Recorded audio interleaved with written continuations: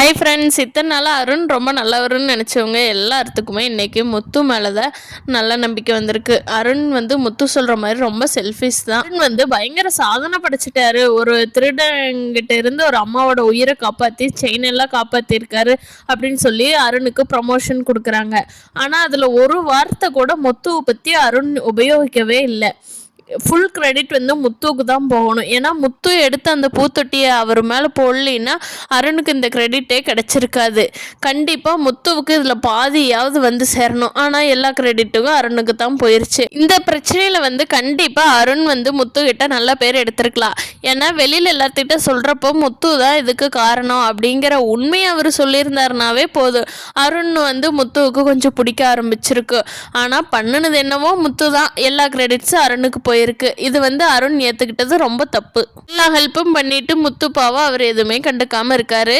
அவரோட நல்ல மனசு நமக்கு ஏற்கனவே தெரியும். இந்த விஷயத்துல நல்லா தெரியுது. அருணோட அம்மா அருண் நான் முத்து வீட்டில் பேசுகிறக்காக போயிருந்தேன்.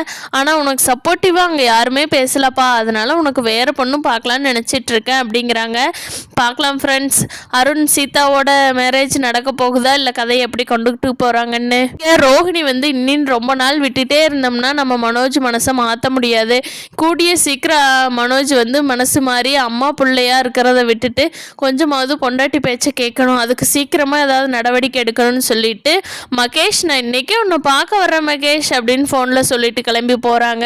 அதை கேட்கட்டுன்னே சொல்லி மனோஜ் கேட்குற மாதிரி பேசுகிறாங்க. மனோஜும் ரோஹிணியும் ஃபாலோ பண்ணிட்டு ஒரு ஹோட்டலுக்கு போகிறாங்க. அங்கே நான் வித்யாவை தான் பார்க்க போகிறேன் அப்படின்னு சொல்லி ரோஹிணி சொல்லிட்டு ஹோட்டலுக்கு போகிறாங்க. அங்கே பார்த்தா ஒரு ஜென் உட்காந்துருக்காங்க. அவங்க பேர் தான் மகேஷ் தான் போல். ஓ, இவன் தான் மகேஷா, இவனை பார்க்குறதுக்கு தான் ரோஹிணி வந்தாளா அப்படின்னு சொல்லி மனோஜ் நினச்சிட்டு இருக்காரு. இதை பார்த்துட்டாவது மனோஜ் சீக்கிரமாக திரும்பி அம்மா பையனாக இருக்காமல் கொஞ்சமாவது ரோஹிணி கூட சந்தோஷமாக இருப்பாரான்னு வரும் நாட்களில் பார்ப்போம் ஃப்ரெண்ட்ஸ். பார்க்கலாம் ஃப்ரெண்ட்ஸ், அருண் சீதாவோட கல்யாணம், மனோஜோட மனமாற்றம் எல்லாம் நீ அடுத்தடுத்த எபிசோடில் எப்படி கொண்டுட்டு போகிறாங்கன்னு.